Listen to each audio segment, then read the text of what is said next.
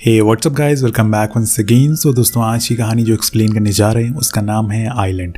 समय चल रहा है सेकेंड वर्ल्ड वॉर का। एक अमेरिकन प्लेन ड्रैगन ट्रायंगल के ऊपर से जा रहा है अपना कुछ हथियार लेकर, पर उसी दौरान कुछ अजीब से दिखने वाले पंछी प्लेन से टकरा जाते हैं। लेकिन उस प्लेन का कुछ ज़्यादा फर्क नहीं पड़ता। अब वो आगे बढ़ते हैं, लेकिन तभी दोस्तों कुछ पंछियों का झुंड आ जाता है और प्लेन से टकराता है। इस बार उनका पूरा प्लेन क्रैश होने वाला होता है। अब वो दोनों पायलट फौरन प्लेन से बाहर कूद जाते हैं और एक आइलैंड पर लैंड करते हैं। लेकिन यहाँ दूसरा पायलट का पैराशूट नहीं खुल पाता और वो समुद्र में गिरने लगता है। और तभी एक जायंट क्रोकोडाइल अपना मुंह खोलता और उसे निगल लेता है। ये कोई आम क्रोकोडाइल की तरह नहीं था, इसका साइज एक कार्गो प्लेन जितना बड़ा था। अब सीन कट होकर पहुंचता है 2012 में, जहाँ पे हम एक पैसेंजर प्लेन को देखते हैं जिसके अंदर बैठे थे मिस्टर ली। अपनी बेटी सुई को लेके बहुत परेशान थे क्योंकि उन्होंने उसे एक अनजान लड़के से बात करते हुए देख लिया था। वो सुई से पूछते हैं कि वो कौन था, पर वो कुछ भी जवाब नहीं देती, जिससे हमें पता चलता है कि इन दोनों के बीच कुछ ठीक नहीं चल रहा है। दूसरी तरफ प्लेन में एक कपल भी बैठे हैं जो जल्दी पेरेंट्स बनने वाले हैं। अब सब कुछ नॉर्मल चल रहा है, लेकिन इसी दौरान प्लेन प्रेशराइज हो जाता है और ज्यादा ऊंचाई पे जाने की वजह से। तो पायलट सबको मास्क पहनने को कहता है और फिर प्लेन को नीचे लेके आता है। और यहाँ पर हमारी नजर प्लेन के सेंसर पर जाती है, जहाँ पे साफ दिख रहा था कि ये प्लेन ड्रैगन ट्रायंगल के ऊपर से गुजर रहा है, जिसके कुछ देर बाद वही बर्ड्स आकर इनके प्लेन से टकरा जाती है। और यहाँ इन पंछियों को हम क्लोजली देख पाते हैं, जो कि किसी ड्रैगन की तरह होती है। उनका पूरा झुंड आकर प्लेन के इंजन को खराब कर देता है, जिससे पीछे बैठे सारे लोग बहुत डर जाते हैं। लेकिन पायलट अपने एक्सपीरियंस से जहाज को पानी में लैंड कराने में सफल हो जाता है। लेकिन इसी बीच उसके सामने एक चट्टान आती है, जिससे प्लेन टकरा जाता है और उसका सामने वाला हिस्सा ब्लास्ट हो जाता है। लेकिन कुछ गिने चुने लोग अभी भी जिंदा बचे हुए थे, जिसमें से मिस्टर ली, सुई और वो कपल, साथ में कुछ और लोग भी होते हैं।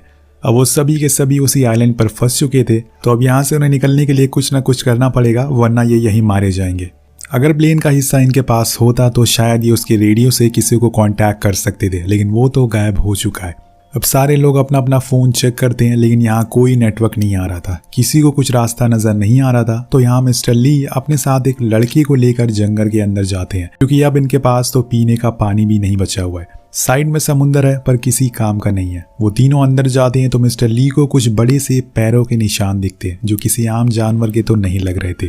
अब इसी दौरान मिस्टर ली उसी लड़के से बोलते हैं कि मेरी बेटी से दूर रहना। और इसी दौरान एक लड़के को झोपड़ी दिखती है, जो शायद यहाँ पे रहने वाले किसी आदमी की हो सकती है। लेकिन अंदर जाने पे उन्हें कुछ बॉक्सेस मिलते हैं, जिसके अंदर कुछ हथियार और गोलियां थी, जो शायद उसी सैनिक की हो सकती है जो वर्ल्ड वॉर 2 के टाइम पे यहाँ पे क्रैश हुआ था। अब वो लोग थोड़ा और अंदर जाते हैं और छानबीन करने पे उन्हें एक डायरी मिलती है, जिससे साफ पता चलता है उसने उस डायरी में सब कुछ लिखा था कि कैसे वो यहाँ आया और सरवाइव किया। वहीं दूसरी तरफ किनारे पर एक आदमी लोगों के पर से पैसे निकाल रहा था।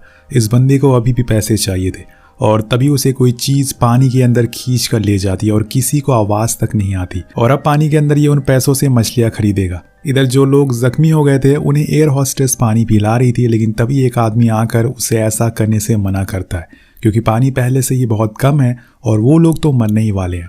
पर उसी दौरान एक और आदमी आकर उसे ऐसा करने से रोकता है। वो कहता है कि वो जख्मी लोग इससे बच सकते हैं, लेकिन वो नहीं मानता और दोनों में लड़ाई हो जाती है, जिसे छुड़ाने के लिए एक तीसरा आदमी आता है। और वहीं दूर खड़ी सुई को हम देखते हैं, जो उसी प्रेग्नेंट लेडी से बात कर रही होती है, जिसे हमें पता चलता है कि वो अपनी माँ के फ्यूनरल से आ रही है, जिस वजह से उसकी और उसके डैड की कुछ बातचीत नहीं हो रही है।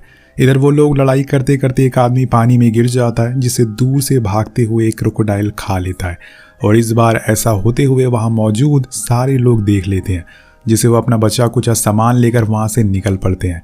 वहीं जंगल में उस डायरी में उस सैनिक ने एक जायंट क्रोकोडाइल के बारे में लिखा हुआ था, जिसे कि हमने पहले ही देख लिया था, और उसी से बच के वो यहाँ सालों तक रहा था। अब ये सब जानकर मिस्टर ली फौरन अपने बचे हुए लोगों के पास जाते हैं, लेकिन वहाँ पहुँचने पर उन्हें वहाँ कोई नहीं मिलता। पर ताज्जुब करने वाली बात ये थी कि वहाँ पर एक भी लाशें भी नहीं थी। अब पूरा एरिया साफ हो चुका था। ये देखकर मिस्टर ली समझ जाते हैं कि ये किसका काम है। वहाँ वो लोग SOS का मार्क भी लगा देते हैं, ताकि कोई अगर उन्हें देखे तो मदद करने के लिए जरूर आए।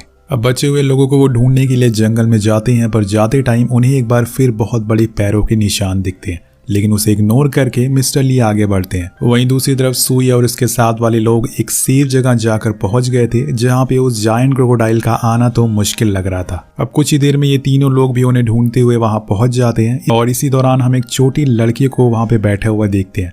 उसे इस बात का जरा भी अंदाजा नहीं था कि उसके पैरों से टपकता हुआ खून जाकर उस क्रोकोडाइल के मुंह पर लग रहा है, जो कि जस्ट उसके साइड में सोया हुआ है।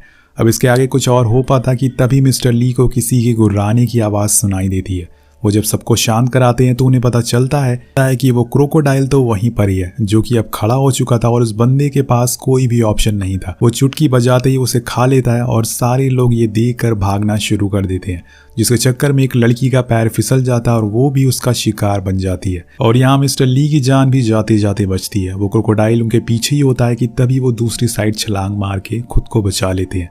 सारे लोग भागकर जंगल के बीच में पहुंच जाते हैं, लेकिन अब यहाँ से जाएं कहाँ। इन्हें इस जगह के बारे में जरा भी आइडिया नहीं था। अगर इन्होंने बाहर निकलने की सोचा भी तो उन्हें वो खा जाएगा। तो सुई कहती है कि हमें दोबारा से क्रैश वाले प्लेन की जगह पर जाना चाहिए, क्या पता वहां पे कोई हमें देख ले। लेकिन मिस्टर ली कहते हैं कि नहीं, हमें उसे झोपड़ी के पास चलना चाहिए, वो जगह सेफ होगी, तभी वो पायलट इतने सालों तक जिंदा रह पाए। वहां पे तो सारे लोग वहीं चले जाते हैं, जहां पे सुई को कुछ गोलियां और ग्रेनेड भी मिलते हैं। तो मिस्टर ली कहते हैं कि मुझे चोट लग चुकी है, जिसे वो बारूद से ठीक करते हैं, उसे जला के, जो देख के काफी अजीब लग रहा था और उन्हें काफी तकलीफ भी होती है। अब सारे लोग डिसाइड करते हैं कि आज की रात वो लोग यहीं गुजारेंगे। मिस्टर ली उस जगह के आसपास टीन के डिब्बे रख देते हैं, जिससे अगर कोई जानवर अंदर आए तो उन्हें पता चल सके। अब सभी लोग खाना खाते हैं जो उस क्रैश में बचा हुआ था। उसी दौरान सुई स्मोक करती है और ये बात उसके डैड को भी पता चल जाती है, जिस वजह से उन दोनों के बीच में फिर से बहस होना शुरू हो जाती है, जिससे वो उठकर वहां से चली जाती है। वेल, मिस्टर ली के साथ वाला आदमी कहता है कि आप थोड़ी देर के लिए सो जाओ, मैं आज का पहरा देता हूँ। वो चारों तरफ घूमने लगता है कि तभी ऊपर से एक कंकाल गिरता है, जो कि उसी पायलट का था जो यहाँ रहने आया था। उसे देखकर ये साफ पता चल रहा था कि इसे उस क्रोकोडाइल ने तो नहीं मारा है, लेकिन उसके हाथ पैर बंधे हुए थे और इसके बारे में उसने अपनी डायरी में कुछ भी नहीं लिखा था, जिससे दोनों सोच में पड़ जाते हैं कि आखिर इसकी मौत कैसे हुई। अब सीन शिफ्ट होता है और अगला दिन आता है, जहाँ पे मिस्टर ली सबके लिए कुछ खाना ढूंढने के लिए निकल जाते हैं। वहीं उस कैंप में एक कपल बाहर आते हैं, जिसमें लड़की के पैरों में कुछ लिक्विड लग जाता है। वो उसे छुड़ाने के चक्कर में एक पेड़ से टकरा जाती है, जहाँ पे वो लिक्विड उसकी पूरी बॉडी से चिपक जाता है, जिसे छुड़ाने के लिए वो दोनों नदी के पास जाते हैं। उनके जाने के बाद हम देखते हैं कि वो लिक्विड असल में किसी बड़ी सी चीज से निकल रहा था। इधर अब कैंप में सो रहे लोग उठ जाते हैं और तभी हम देखते हैं कि उनके ऊपर स्पाइडर की पूरी फैमिली सो रही थी। लेकिन ये कोई आम स्पाइडर नहीं थे, इनका साइज भी उसी जायंट की तरह होता है, बहुत ही बड़ा। अब सारे लोग फौरन उठकर बाहर आने लगते हैं और उसे भी उठाते हैं जो पहरा दे रहा था। पर यहाँ सुई को अपने डैड की फिक्र हो रही थी, लेकिन पहले इन्हें इन स्पाइडर से बचना होगा। अब इन लोगों के पास यहाँ से भागने के अलावा कोई और ऑप्शन नहीं है। सभी भागने लगते हैं और इसी में एक आदमी गलती से जाकर वो स्पाइडर के पैर से टकरा जाता है, जिसे फिर होना क्या था, वो तो खुद मारा जाता है पर अपने साथ साथ इनको भी फंसा देता है, जिससे कि सारे स्पाइडर जाग जाते हैं और प्रेग्नेंट कपल को एक स्पाइडर पकड़ भी लेता है। लेकिन तभी उनका एक साथी आकर उसे ध्यान भटकाता है। अब ये मुसीबत खत्म नहीं होती कि कुछ देर बाद वहाँ बहुत सारे स्पाइडर आ जाते हैं, जिसे देख के वो लोग चीखने लगते हैं और मिस्टर ली उनकी आवाज़ सुन लेते हैं। वो फौरन उसी कैंप के पास जाते हैं और सभी स्पाइडर का ध्यान खुद की तरफ करते हैं, जिसका फायदा उठा के वो सभी लोग भाग जाते हैं और उनकी जान बच जाती है। और इसी दौरान मिस्टर ली के पास वो पहरेदार करने वाला लड़का आता है और उनसे यहाँ निकलने को कहता है, लेकिन तभी एक स्पाइडर अपना डंक उस लड़के में घुसा देता है, जिससे उसकी वहीं मौत हो जाती है। लेकिन मिस्टर ली जैसे तैसे करके उसे लड़ने का ट्राई करते हैं, लेकिन वो बहुत ही बड़े होते हैं, जिस वजह से उनसे लड़ पाना बहुत ही मुश्किल हो रहा था। तभी उन्हें उस नेट के बारे में याद आता है और वो उसे फोड़ देते हैं, जिससे कि उनकी जान बच जाती है। वहीं दूसरी तरफ हम सुई और उसके साथ वाले लोगों को देखते हैं जो एक नहर पार कर रहे होते हैं कि तभी एक क्रोकोडाइल आ जाता है जो एक लड़के पर हमला करने ही वाला होता है कि तभी वहां मिस्टर ली आकर उसे बचा लेते हैं। सीन कट होता और हम उसी कपल को देखते हैं जो नदी के पास गए थे। अब वो दोनों पानी में खुद को साफ कर ही रहे होते हैं कि तभी वहां पर क्रोकोडाइल आ जाता है और उस लड़की को पकड़ लेता है, जिससे वो हमेशा के लिए साफ हो जाती है। पर उसे बचाने के बजाय वो लड़का वहां से भाग जाता है। अब इतना सब कुछ होने के बाद सुई को समझ आ जाता है कि उसके डैड बहुत ही अच्छे इंसान हैं, वो उसकी फिक्र करते हैं, इसलिए वो उन्हें गले से लगा लेती है और हमेशा साथ रहने का वादा करती है। अब वो लोग फिर से आगे बढ़ना शुरू करते हैं क्योंकि अब उन्हें उस कैंप में नहीं रहना है, क्योंकि वहां रहना खतरे से खाली नहीं है। तो वो लोग जंगल के और अंदर जाने का डिसाइड करते हैं, जहां उन्हें वो क्रैश प्लेन मिल जाता है जो कहानी की शुरुआत में पायलट उड़ा रहे थे। उस प्लेन को देखकर मिस्टर ली समझ जाते हैं कि ये न्यूक्लियर हथियारों को एक जगह से दूसरी जगह ले जाने का काम आता है। मे बी न्यूक्लियर रेडिएशन की वजह से यहाँ पे सारे जानवर इतने बड़े हो गए हैं। इसी बीच उन्हें उस प्लेन का रेडियो भी मिल जाता है और वहीं पर एक लड़की को वहाँ बंदूक भी मिल जाती है जो शायद उन्हें लड़ने में काम आएगी। इनके साथ सैम नाम का लड़का भी होता है जो कि मैकेनिकल इंजीनियर होता है और वो थोड़ी ही देर में उस रेडियो को ठीक भी कर देता है, जिससे सुई फौरन पास के ही रेस्क्यू डिपार्टमेंट को ट्रैक कर लेती है और उन्हें बता देती है कि हम लोग 3 दिन पहले क्रैश हुए पैसेंजर प्लेन के लोग हैं जो कि एक आइलैंड पे फंस चुके हैं। अब वो अपनी लोकेशन साउथ कह के बताती है जो शायद गलत भी हो सकती थी, लेकिन उन्हें खुद नहीं पता था कि वो असल में कहाँ पर है। अब वो लोग बाहर निकलने का रास्ता ढूंढने लगते हैं और उसी दौरान उन्हें वो लड़का भी मिल जाता है जिसकी गर्लफ्रेंड को क्रोकोडाइल ने खा लिया था। तो वो लोग उसे पूछते हैं कि तुम्हारी साथ वाली लड़की कहाँ गई। वो बताता है कि वो मारी जा चुकी है। अब वो लोग फिर से आगे बढ़ना चालू करते हैं और सामने एक नदी मिलती है जिसे तैर कर उन्हें उस पार जाना होगा, पर उनके साथ एक प्रेग्नेंट लेडी भी होती है, जिस वजह से मिस्टर ली एक राफ्ट बनाते हैं और उस पर एक रस्सी बांधकर खुद पानी में तैर कर पार करते हैं और फिर बाद में सबको आने को कहते हैं। धीरे धीरे करके सारे लोग इस पार आने लगते हैं, पर इसी बीच वो क्रोकोडाइल वहां आ जाता है जिसे डर के सारे लोग भागने लगते हैं। लेकिन इसमें प्रेग्नेंट लेडी का हस्बैंड फंस जाता है और वो भी मारा जाता है। अपने हस्बैंड को खुद के सामने मरता हुआ देखकर वो रोने लगती है, लेकिन तभी वो जायंट एक बार फिर उनके पीछे पड़ जाता है। तो मिस्टर ली उस पर फायरिंग करने लगते हैं ताकि सबको थोड़ा टाइम मिल सके, लेकिन वो क्रोकोडाइल अभी भी उनके पीछे पड़ा हुआ था। वो उनका पीछा छोड़ने के लिए तैयार ही नहीं था। इसी दौरान एक लड़का वहां पर गिर जाता है जिसे बचाने के लिए सुई उसके पास जाती है, लेकिन वो खुद उसे क्रोकोडाइल के आगे फेंक देता है और भागने लगता है और तभी उसी लड़के को अटैक आने लगता है और वो गिर जाता है। वहीं सुई को बचाने के लिए मिस्टर ली आ जाते हैं।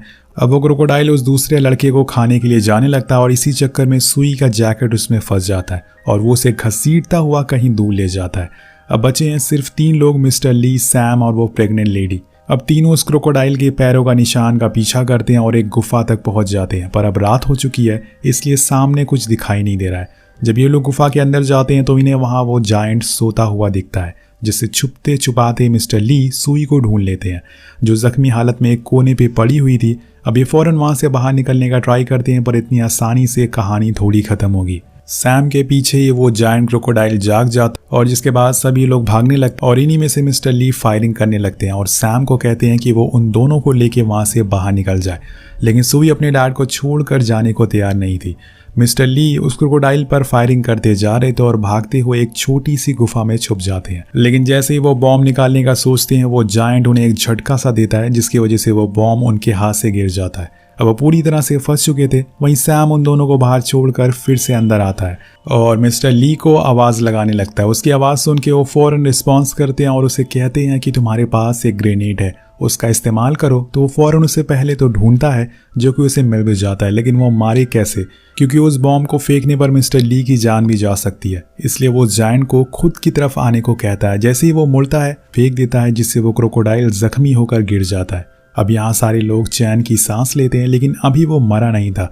वो क्रोकोडाइल उठकर दोबारा से सैम पे हमला करने की कोशिश करता है, लेकिन उसी दौरान मिस्टर ली एक रॉड से उसके पूरे पेट को चीर देते हैं, जिसे वो एट द एंड मारा जाता है। और अब जाके ये लोग चैन की सांस लेते हैं, सच वाली सांस। अब बाहर आने पे सुई को अपने डैड को सही सलामत देखती है, जिससे वो बहुत ही खुश होती है और सिगरेट के पैकेट को फेंक देती है, क्योंकि स्मोकिंग उसके डैड को पसंद नहीं थी। सीन शिफ्ट होता है उसी जगह पे जहां प्लेन क्रैश हुआ था, जहां पे हम 3 रेस्क्यू हेलीकॉप्टर को देते हैं जो इन्हें लेने आ गए थे। यानी कि सीओ ने लोकेशन सही बताई थी, जिसके साथ ये कहानी यही खत्म हो जाती है। तो आपको ये कहानी कैसी लगी नीचे कॉमेंट करके जरूर बताएगा। मिलता है आपसे अगली वीडियो में। Thank you so much watching. Peace out.